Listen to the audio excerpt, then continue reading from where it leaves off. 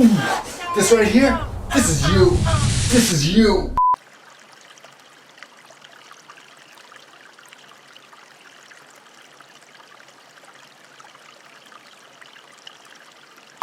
Hey YouTube, this is Praxis Prepper. If you're over 30, you may remember that back in the late 80s and early 90s, there was a movement, a fashion movement, among the rap and hip-hop community of wearing clocks around their necks. It was a wonderful fashion statement. I think we were all really surprised to see it go. When it first came out, nobody thought it was just going to be a flash in the pan, but it ended up being, and it's too bad that it was, because a clock around your neck isn't just a useful accoutrement. If you're a rap or hip-hop artist, it's also a really useful prepping item. And to tell you why, I have a very special way to explain my thoughts on this. All right, yo.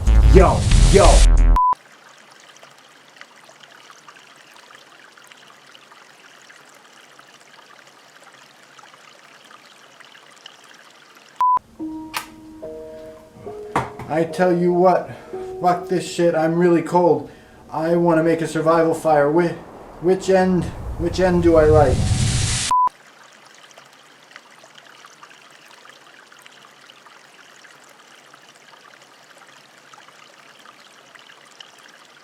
It's kind of creepy in a way because you're sexually messing with the flowers. Would it be more natural if I had porno music playing? Okay, I'm gonna add porno music starting now. Alright, well, male parts go into the female parts and get the pollen all over it, and that should do it. I've done this with a couple of other ones, and yeah, it's a little creepy and everything, but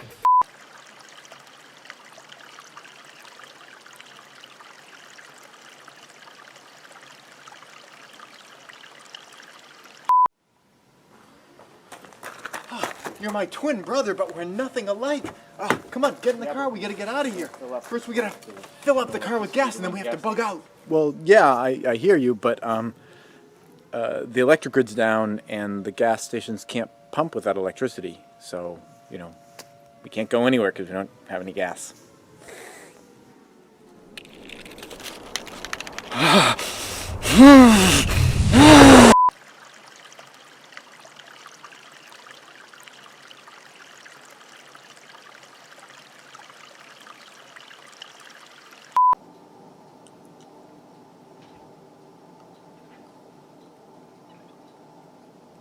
Hey, are you brushing your teeth? You gotta take care of those things. Yeah.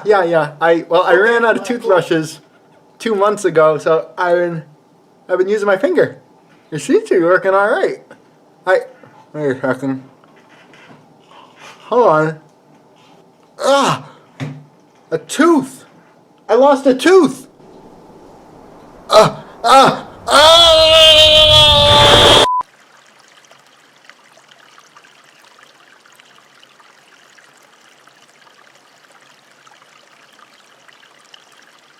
Upon entering the room, the doors swing shut and lock behind you, and you find yourself confronted by a Class 300 helm. Okay. I'll use this magical jewel to double my hit points and increase my speed with this amulet, and I'll use the troll testicle to triple my charisma. Hold it. And I got this one. I'm gonna shoot it in the neck with my rifle. Well, that'll do it.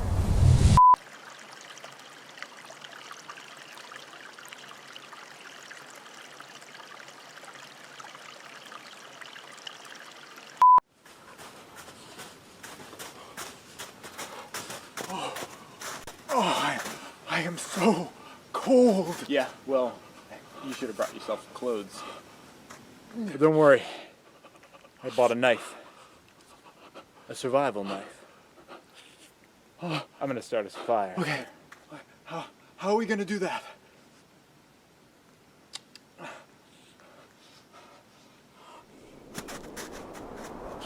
I don't have any clue.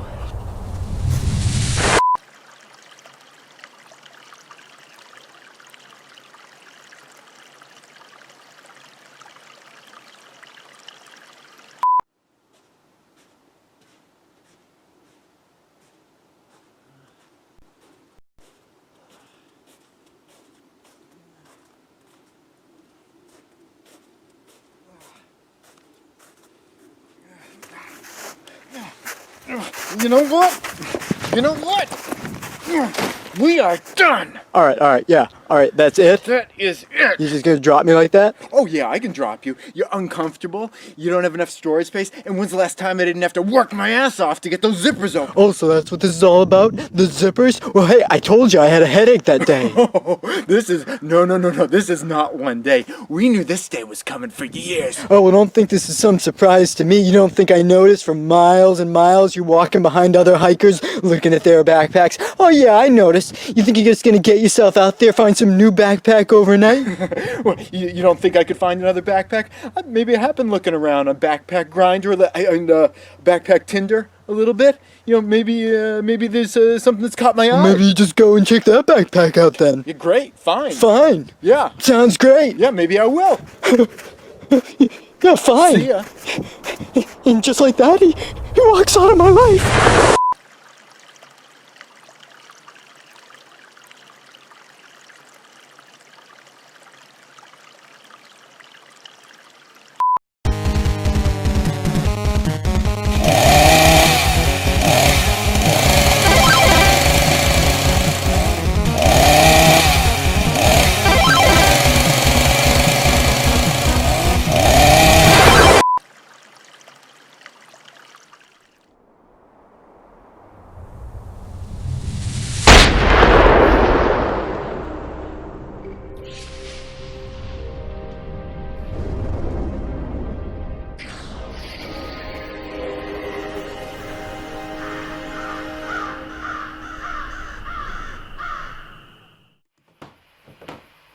Hey everybody, and welcome to the live stream that we are going to be talking about homestead building, retreat building, and also getting ready for the next bump in COVID here in the United States. The whole world's been watching the United States and a couple of other countries really having a difficult time wrapping our collective resources around managing the COVID situation, and it looks like we're headed towards what's going to be a bumpy fall and a bumpy winter. So I'm going to be sharing with you what we're going to be doing, and by we I mean myself, River, and Amber, who's going to be here shortly to join us. She's upstairs at the moment and she'll be down in just a moment. I just actually tore myself out of the shower. I had a bunch of tech issues starting up today's live stream, and I had 4.5 minutes to take a shower, and it's amazing how discretionary a lot of parts of your body kind of seem when you only have 4.5 minutes to shower during. You know, the important areas were thoroughly washed, and you know, there's some other areas that really weren't. So I'm not sure what's taking Amber, but you'll be here in a moment also. When we do these live streams, I usually share with you guys things that are going on at our homestead build site. I have another update of what's been going on this week. You know, it never seems close enough, but there's a lot of new developments. You know, the electrical stuff's really starting to come in, and there's a really weird thing that I have in the video that I'm going to share with you guys today. I've never seen it before. The building inspector, when I mentioned it to the building inspector, they were kind of like, huh, that's kind of interesting. It's in the video when we are on on the scene from this morning, and I'll be sharing that with you guys in a little bit as well. But while we do these live stream, I'd love to hear you guys' questions. If you have questions or just comments or anything, I'd love to hear kind of what you guys are planning to do yourself for getting ready for the next COVID bump. I know for ourselves, I'm taking food, pretty seriously. We've always had a pretty, crazy pantry here at our house. I've stocked things like, welcome. Hi. I was just catching them up on my 4.5 minute shower. I did not really even check. Did I bring up a little thing? Okay, let's just pop out the chats here. Pop out chats. So Amber can take your chats, and if you have anything to share or questions, she'll be feeding those out. But first I want to say hey to the Crow Flies and Morning Light, looks like you're here, and Jay White. So thank you guys for joining us here. And again, I'd love to hear what you guys are planning to do, to kind of get ready. I know that getting ready the first time for COVID, I kind of thought I had my pandemic bases pretty much covered, but there were definitely some things that hit us by surprise a little bit. I know a lot of prepping channels have talked about lessons learned. We definitely had some. One of them was kids masks in river sizes. I've got tons of stuff for adult sizes, which I guess is I guess you have a big enough head that they'd fit. Yeah, you use the adult size one. Yeah.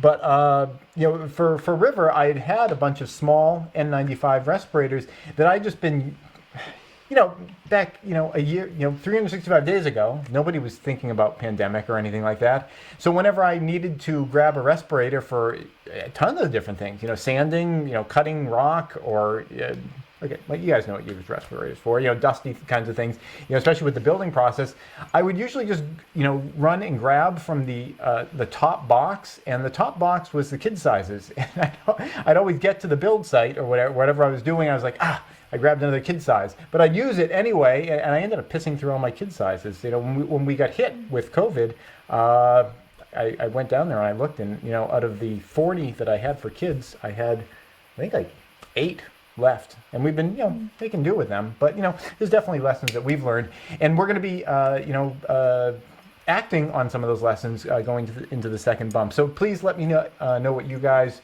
are planning to do for that yourselves. I mean, I'm sure that there are lessons that you guys have learned that we haven't learned yet. I'd love to learn them the easy way by you just telling us, and I'll be sharing with you what we've been doing.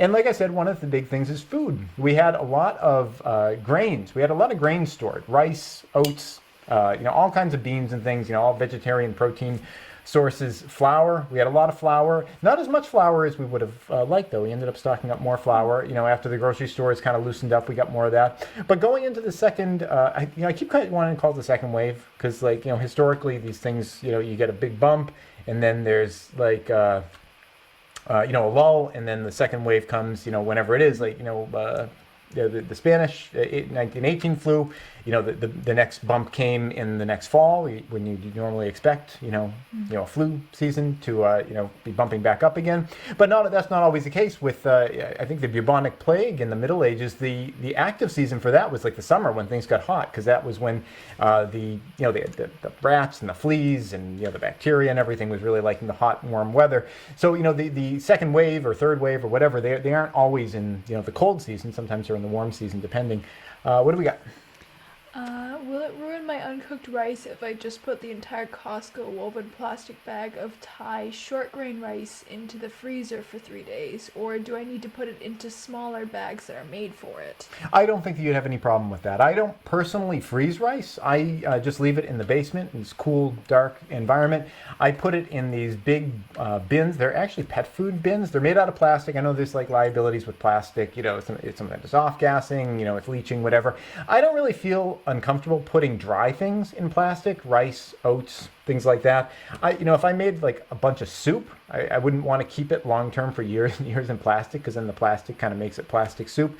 But for me personally, I feel comfortable putting in plastic. I've always just put our rice in a cool, dark environment, and our rice has been good for years and years, with the exception of one instance when we got weevils. Weevils got into our rice, but it wasn't a huge issue, because once you could sift out the excrement, which was just like dust in there, all you were left with was dead weevil bodies and rice, which are both entirely edible. So what I ended up doing, I just took all of our rice, I put it in a hot car. I was lucky it was in the middle of summer. Put it in the hot car, baked everything, killed everything, and then had like weevils and rice for a while. In terms of freezing it, I know people that do that. No problem at all. You can do that. The only thing is, sometimes if there is any humidity in there, you would want to separate it out into smaller packages, because if it did get humid, it might kind of freeze into a rock. But unless the rice was really humid, I don't think you'd have a problem breaking it up afterwards. So no worries about that. But I would recommend consider maybe store some of it in the freezer if you feel uncomfortable. But if you can't fit if you can't fit as much rice as you want to store in your freezer, buy some extra and just try it. I mean, rice is not that expensive. Run an experiment. We've had rice sitting for years and not had a problem. What's the next question? Well, there's sort of a part 2 to that question, Okay. where they're saying, someone said that you put your uncooked beans and rice into the freezer for 3 days to kill any insect eggs. Is that true?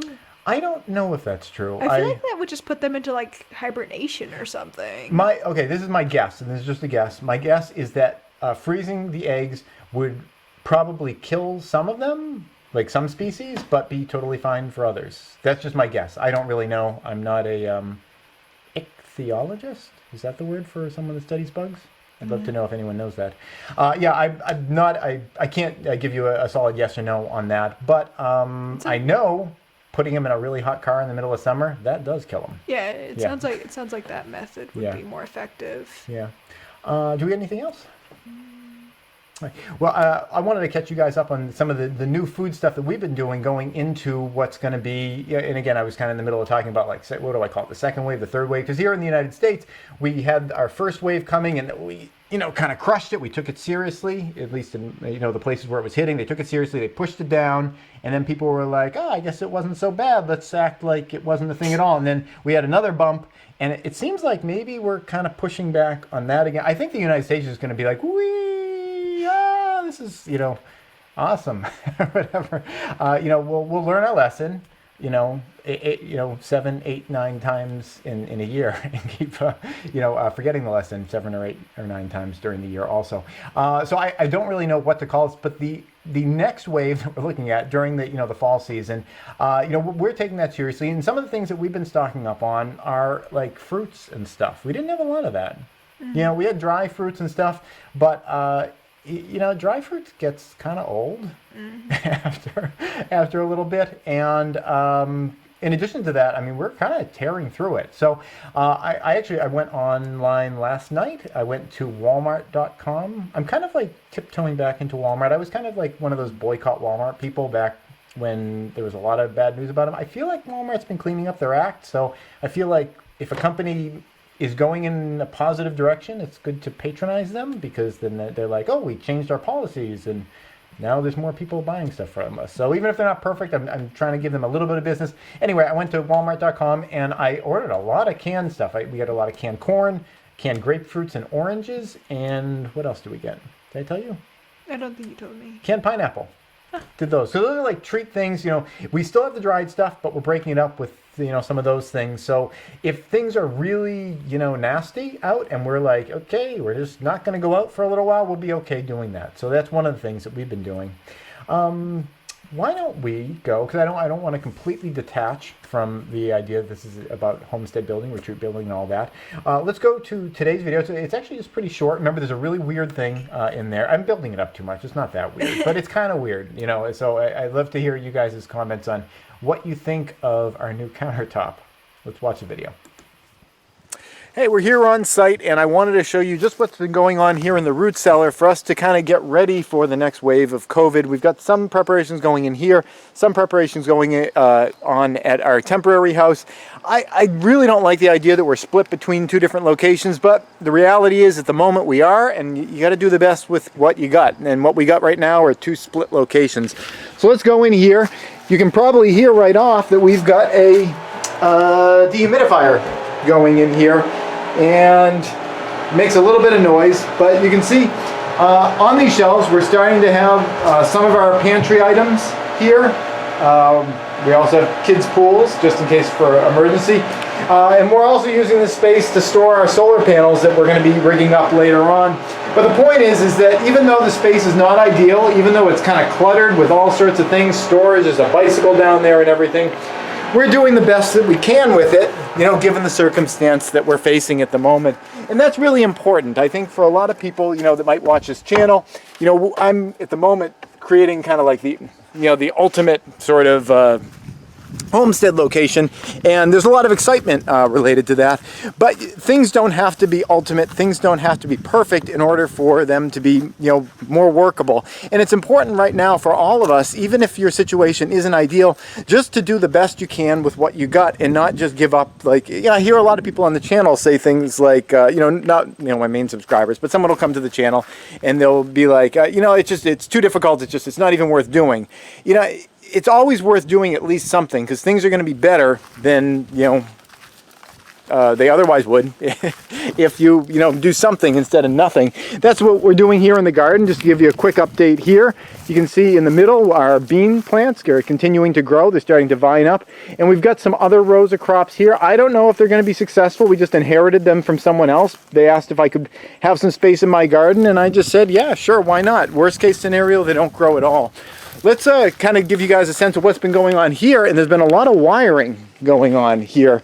We're getting close to getting all the wires in. You can see them all kind of running up what's going to be kind of the dead airspace underneath the exterior sheathing. That's all kind of getting put together right now. This is a plan, a master plan that my dad has in his head. It's only in his head at this point. I'm pretty much asking him, like, well, you know, what's some wiring that I can do? You know, point me in the right direction. I don't have any of this stuff in my head. My dad took it over, and he's been doing, I'm sure, a beautiful job of it. But I'm kind of following his direction on all of this kind of stuff. Let's pop in. I want to show you something pretty weird over here. Down over in this area in the kitchen. Right now, I'm forming flashing. For going around the windows. I'm getting ready for getting that exterior sheathing up. But in the kitchen, we've got something going on. We've got countertops here, and the countertops are made out of oriented strand board. We were not able to get our granite, or we are not going to be able to get our granite countertops, which we're inheriting also from my parents. My parents were getting rid of some granite counter. I don't need these in here. My parents were getting rid of some granite countertops, and they said, "Hey, would you like to have these?" I said, "Yeah, that'd be great." But with COVID, it's just slowing everything down. And my dad was saying the other day, you know, you should probably just get something in there so you can get moved in, and then, you know, work on the granite countertops later. So I talked to the building inspector, and we had some OSB board, and I said, "Hey, you know, could I just throw OSB board in and use that for our countertops?" And he said, "Well, no, you can't, because it has to be a non-porous surface. It's got to be watertight." So I said, and you can see it right here, well, what if I just urethane the heck out of it? I'll just put a lot of urethane sealer on there, and, you know, that'll make it watertight. Would that work for you? And he said, well, technically, yes. And I said, well, okay, well, if technically it's good for you, it's good enough for me. It's only going to be a couple of months, and then we'll have the real countertops down here. And also the real sink. This was a sink I was going to use for this place, and it's a fine sink. It's a great sink. Somebody was throwing it out on the side of the road. I picked it up. It's a little bit scuffed and dirty looking, but, you know, realistically, you just take something like this, you get a steel, like a steel wool pad or a Brillo pad or something like that. You just buff that thing up and you can make that look beautiful. So that's where the kitchen is at the moment. I'm just going to buzz you guys upstairs, just give you a sense of what's been going on up in this area, which is just more of, you know, more wiring. We got wiring going on in here. And we've got all the wiring starting to fly through our closets. This whole wall over here, and this is something that's been done too, the underbellies of the stairs are all done. Wiring starting to fly all through all these walls, which I think you guys saw a little bit ago. We're getting it up out of these columns. This is going to be the light switches at the top of the stairs are coming out of these columns here. The wires go down through here and then underneath there to sail out, and we're getting really close. At this point, I'm just kind of bouncing around, just hitting all like the last sorts of things before we can get our electrical and then our final inspection. We still have weeks and weeks and weeks to go, but we're really getting there. Let's go back to the live stream. Yeah, so beautiful countertops. Actually, a funny story about them is River helped to do the ceiling on them, and when I talked about the idea that they were just temporary as we were doing them, he was talking about how beautiful he thought they were, and what we decided to do is once we pull them up, he really wants to keep those countertops, and we're going to be installing them in his room as wall paneling, almost like pieces of artwork, because he just loves the texture so much. And we've got a something?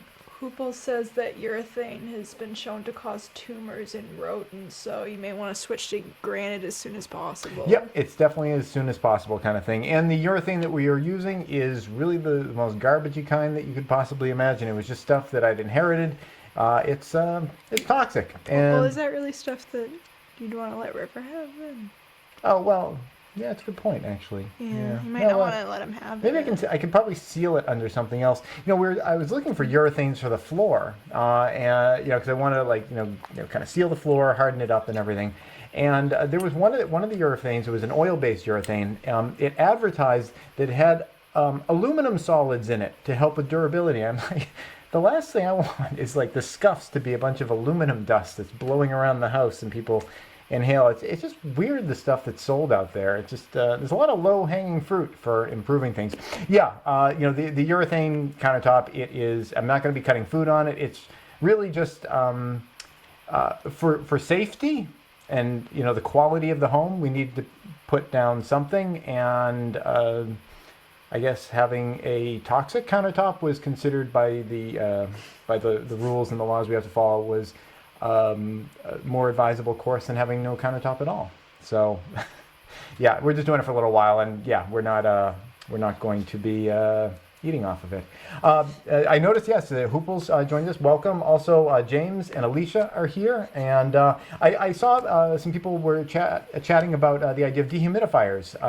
Maybe because I was running a dehumidifier in the root cellar or fallout shelter or whatever. It's funny, like when I was first building that thing, everybody was like, "Oh, it's a fallout shelter," and now that like people are talking about like the way to survive this emergency is having lots of food, it's like everyone just talks about it as a root cellar. Although most of the time when I refer to it, for some reason I call it a greenhouse.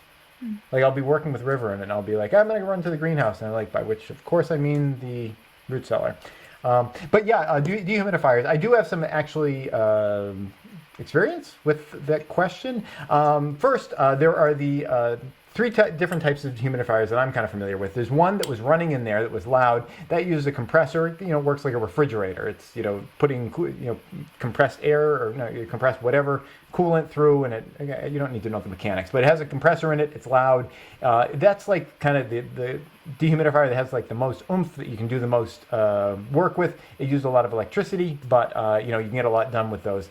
The other type of dehumidifier that also uses electricity uses some kind of like electric. I forget that. I had asked my dad what the stuff was called recently. It's like electric induction. It might be something like that. Anyway, I'll put a link down below if you guys want to check that out. I am using one of those in the basement of the shed, and those work pretty well. They're kind of halfway between the compressor kind and what you guys are talking about, like the chemical dry material kinds, where they're not as strong as the mechanical compressor kind, but they do a little bit more work than the little chemical ones like powders and things like that. Those can actually run off pretty easily off of solar panels, and I'm running mine off solar panels, so it just runs during the day down there. Those work pretty well, and they only need like 70 watts, 60, 70 watts or so to run. So those are pretty cool if it's a small space. Now the chemical ones you guys are talking about, one kind of cheap way of doing that is actually cat litter. If you get just some cat litter, like the clay kind of cat litter, and get it like without the odors or whatever, so it's just it's only doing the drying part. That stuff will absorb moisture just out of the air, and then you can take it outside after it's absorbed the moisture, and you can like put it out in the sun or dry it out in some other way, and then bring it back into the space. But that's a cheap way of doing something like that, where you can just get the cat litter, put it in kind of a tray or something, and it'll absorb a lot of moisture out of the air. Do we have another question? I didn't think about this ahead of time, but I forgot how questionable my water bottle looks because somebody commented that it looks like I'm drinking wine on camera right now. Well, we can't legally drink wine on camera, but who would know? Yeah, actually, I also have a water bottle that's kind of like that. It's clear, and I'll be driving and drinking out of it, and I'm just kind of waiting to be pulled over by someone because it looks like alcohol. Yeah. I mean, it says right on the side of it, lemonade, because it was an old lemonade bottle, and it's full of water. But interesting story. I used to do a lot of film production, and I would bring my water because I was like a weirdo. Everybody else would do like bottled water that they get like from craft services on set. But I would always just bring my bottled water because I like my well water from home. And I had a bottle kind of like this, and these things will get dirty after a while, and it's really narrow neck at the top. It's kind of hard to clean them, like to stick like whatever down in there. Again, we're just doing explicit imagery in our videos here. It's hard to clean them. So what I ended up doing is I took some river sand, like really clean river sand. I kind of like flushed it a bunch of times so it wouldn't have silt or sediment in it. I boiled the river sand to make sure everything was dead in it, and then I put it in the bottom so I could take it and kind of like swirl it around, and that would scrape up the deposits of iron or whatever. And it was a way of keeping the bottle super clean. It worked really well, but it looked like I was drinking out of an aquarium. And, I got, there was a lot of good-natured teasing going on related to that. I wanted to maybe, if I could, get like a little plastic plant to grow on the bottom and maybe have like a little goldfish. But again, you don't want to be drinking things out of plastic. So People are still saying it looks like I'm drinking vodka or something. who says she's not? I'm not. You're saying you're not. Well, take her word for it. It doesn't smell like vodka, I don't think. I don't know. It's just water. Yeah, whatever. Did we have any other questions or comments? Because otherwise, I'd like to talk a little bit more about what we're doing in our last few minutes here. I don't see any other questions at the moment. Yeah, so we like I said, we've been doing, getting more, fruits and things like that. Also, just other stuff like, snacks and things. I guess like if it was just like oneself, you could kind of rough it or whatever. But when you have an 8-year-old, it's kind of nice to have pretzels and things like that. And what I found, like, some snacks last a lot longer than others. Pretzels have a pretty decent long shelf life if you keep them in their original packaging. Corn chips, not so much. We've had, some corn chips have gone a little bit rancid in the past. They not during the pandemic. That wasn't a lesson from the pandemic. But corn chips, not great experiences with that. Another thing that we've been trying to get a little bit more of is nuts. Again, to get the video flagged. By the way, I had a video removed. I just found out yesterday I had a video removed. It was I'm not going to make you guess because there's like a million possibilities, but what it could have been. It was a video that was against the idea of people believing in crazy conspiracy theories related to COVID. So in the video, I'm talking about, like, there's people that believe these, I don't know if the guy used the word crazy, just to be like, not nasty about it, but like, I'm talking about the ideas as though they're crazy. And I'm like, people really believe these things. We need to push back against this because there's real lives on the line. The video got removed from YouTube. Like, because it was controversial? I thought it was like responsible. I don't know. I think some of the stuff is done by bots, so if you're like talking about conspiracy theories, it might have Maybe. Yeah. Maybe something like that. Yeah. I'm playing with doing some e-commerce merch for the website also, and I don't know if you guys noticed at the bottom. I think it might be at the bottom of this video. I just did an experimental one just to see if it would work. Like this a mask, and it's like just a cloth mask, and it says cloth masks are better than nothing. I wanted to say on it, cloth masks are barely better than nothing, but it just graphically it didn't work, so I got rid of the word barely. But just this morning, I had the idea of doing like a monster face, so I tried to do a monster thing, and it kept getting like bumped off. They wouldn't let me post it, and I got in touch with like the the company, and they were like, "Oh, well, you had the word monster in the title, so we thought you were infringing on like monster drinks." There's just so much of that going around at the moment. So anyway, the other things that we're doing is like getting snacks and things. Nuts is one of the things that trying to stock up on. And nuts are another thing where it can be kind of like, some of them actually have a really long shelf life and others don't. One that has a super long shelf life that I would highly recommend if you like them are pistachios. I didn't want to say pistachios. I was thinking about pistachios while I said that. I actually meant to say cashews. I was wondering about pistachios. I've never done any long runs on pistachios because honestly, they don't last that long in the house. Do they, Amber? What? You like pistachios too. Yeah. Yes, she does. But cashews have a super long shelf life. I don't know if you know, we have like a ton of those in the basement. I just ran into them this morning. But I mean, you can keep pistachios with salted pistachios for, in my personal experience, several years. We've been keeping those. But peanuts, on the other hand, no. They go rancid pretty fast. Yeah, peanuts go rancid really fast. So it's like, that's one of the things you get with experience or, listening to people who have it. Do we have another question or something? Or a question? Oh, hey, Jason Stanley. What is your backup generator? Having discussions on our place. Yeah, that's the thing. Yeah, we're in the temporary house right now. The only reserve power we have here at this place is that we can run the refrigerator off of our solar panels as long as it's sunny. We don't have a ton of solar panels here. There's just 700 watts that are on the ground, not in really great sunlight. And we can pretty much run our fridge unless it's like, just not sunny for, days after days or something like that. At the new place, it's going to be kind of the same, at least at the beginning. As you guys saw in the root cellar, which I'm not going to call a greenhouse, we're storing a bunch of panels down there. We've got 20 300-watt panels. It's like a 6 about 300 watts. It's like a 6,000 or 7,000 watt system that we're going to be putting together. So we've got a lot of panels there, but you know, if you've ever been through this yourself, you know that a panel doesn't do you any good if it's not hooked up. I know a lot of people that have solar stuff. It just, you know, it just never actually gets into the situation where it's actively collecting energy. It's like, you know, sitting in a garage or something. It's not going to be doing any good. So you really only can count the panels that you actually have, and you know, the panels that you can conceivably hook up. You know, just to have the panels is one thing, but you actually have to have wires and everything. So if you don't have the wires, even, you know, if you have the panels, you know, unless you're going to like steal the wires from power lines or something like that. Not advocating that, but you know, unless you have some crazy plan for getting wires, you know, in an emergency situation, you know, you're not going to be able to hook anything up. So that, for us, that's what we've got. We can keep the refrigerator going, and I've got a cistern that we actually just emptied in order to move it to the next place that can hold a couple hundred gallons of water.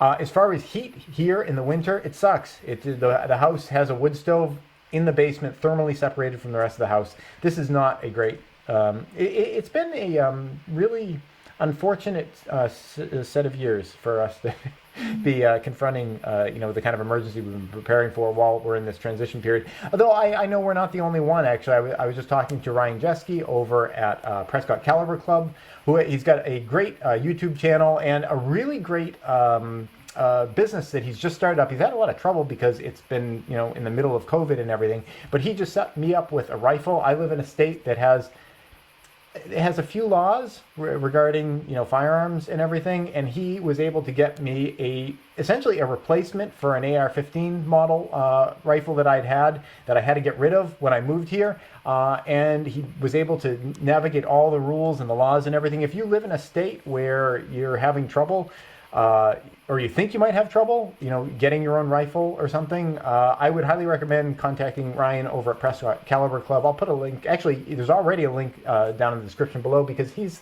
the major sponsor of the Bug Out game, and I know there's always a link to the Bug Out game down below. But yeah, he helped out a lot. How did I get talking about? Oh yeah, well, he's also in a transition period as well. So I know there's a lot of people that got kind of blindsided by you know, the COVID situation. You know, people who are in the prepping community, but we were all in like kind of a rough spot of like, you know, changing our exoskeletons. That's a molting reference, you know, for arthropods. Oh, by the way, thanks for entomologist. I thought it was entomologist. I couldn't remember whether it was entomologist or ichthyologist. I'll have to look up what ichthyologist means now too. You got any more questions? Otherwise, we're kind of out of time. What kind of wood stove are you getting? Oh, okay. This will be the last question. I love Vermont Casting stoves. That doesn't mean that there aren't a lot of really great stoves out there that are not Vermont Castings. I just happened to pick them as my first stove and absolutely love their stuff. I've been running their second from their largest stove, which makes it sound really, it's like their middle-sized stove. They have their Defiant is their big stove, their Encore, my stove, is their kind of middle stove, and then they have, I think it's called the Intrepid, is their like little mini stove. So I've been doing the Encore, and I really love their stoves. Now, the downside of Vermont Casting stoves is also their upside. They're really good at radiating heat out into a space, which is kind of like the job of a wood stove. But when you're working in an area, in a state that has lots of rules about proximity to things, it's actually been kind of hard getting our wood stove set up in the new place, because the rules that we have to follow in terms of clearances and everything. Vermont Casting stoves make it particularly difficult because they're really good at radiating out and throwing out heat, but that's not great in a state where people are afraid of wood stoves and everything. So I mean, we've been having to kind of jump through some hoops and cut some corners and things on that. But I love Vermont Casting stoves, and the reason is just they seem like they're really well built. They run really efficiently.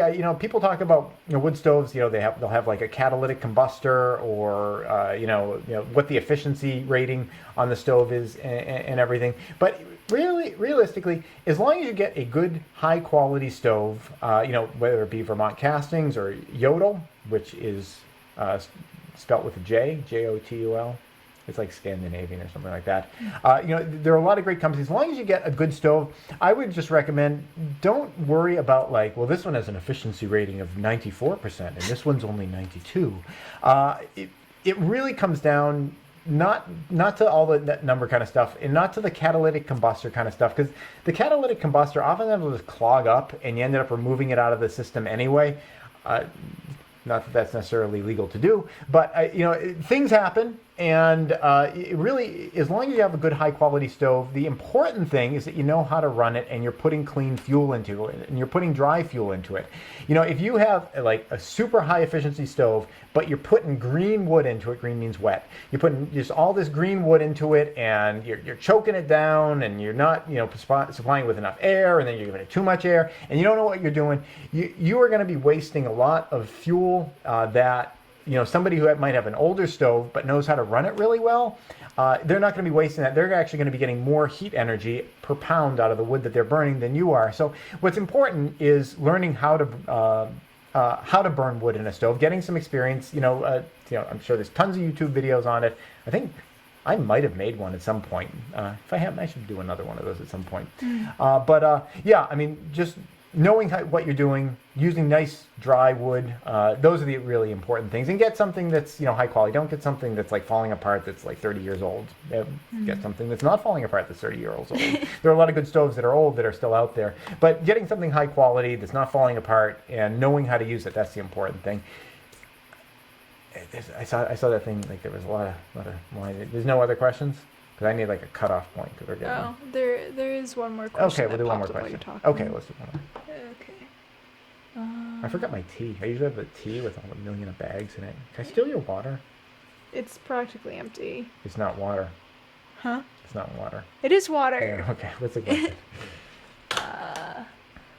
Have you used one of those heat motion fans? Do they work as in Oh yeah. I've not used one. Yeah, it's a kind of a cool idea, isn't it? I don't think it's really that necessary. When I first started running a wood stove, I had the wood stove there as my Vermont Casting Encore, and this is like, it doesn't matter how long ago it was. It was a long time ago. I was thinking that like our bodies lose heat, when there's a breeze on us. So I was like, well, I can make this stove much more efficient by putting a fan in front of it and blowing air over the wood stove, and that'll like just get so much more air out of it, and it'll just make my wood burning so much more efficient.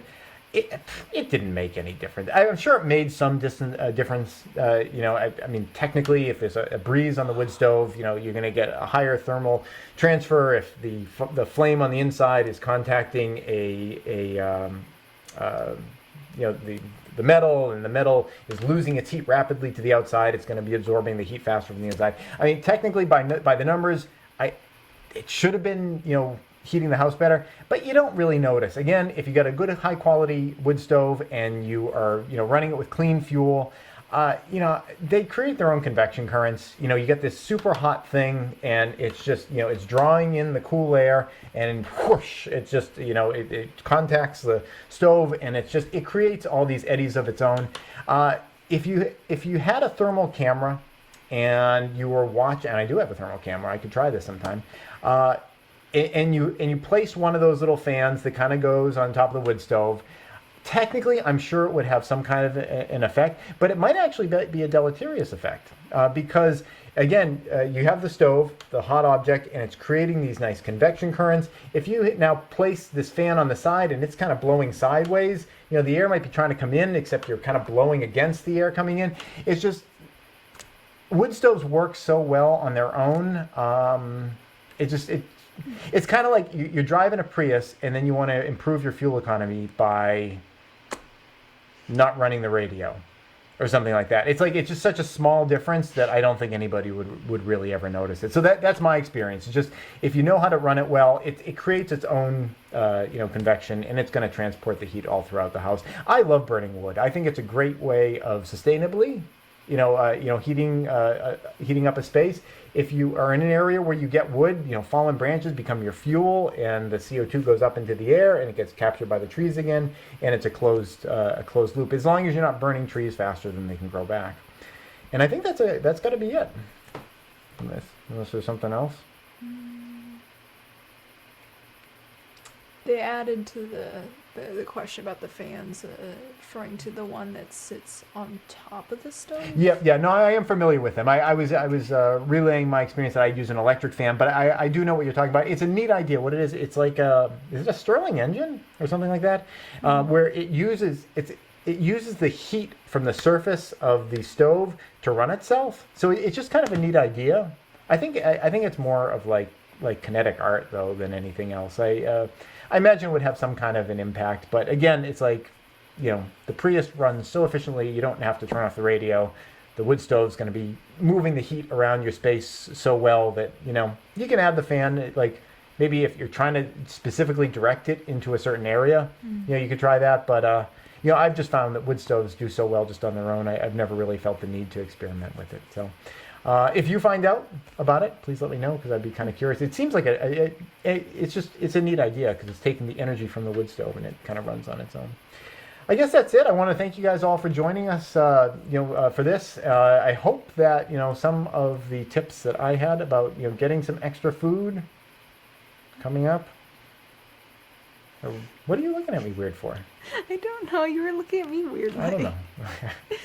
I just hope you take some of that seriously, because I do think that we're headed towards a bit of a bumpy fall. And, you know, the more that you and I and all of us can collectively get ready for that beforehand, not only do we make things better for us, but we make things better for everyone around us, because, you know, they're not having to compete with us, elbowing them out of the way at the grocery store. So that's it. Thanks for watching. Oh, yeah, what's going on that one there? This one? No, this one here. This one? Yeah. Okay. This episode is brought to you in part by Burning Hearth Homestead, a nonprofit that aims to provide seeds, live plants, and education to the community, both local and extended. Plant seeds, plant knowledge, plant the future. If you'd like to thank them for supporting this channel or find out more about what they do, go to burninghearthhomestead.org. Please subscribe and tune in every Friday at 4:30 New York time for a new video. And if you'd like to support this channel, you can do so both through Patreon or PayPal.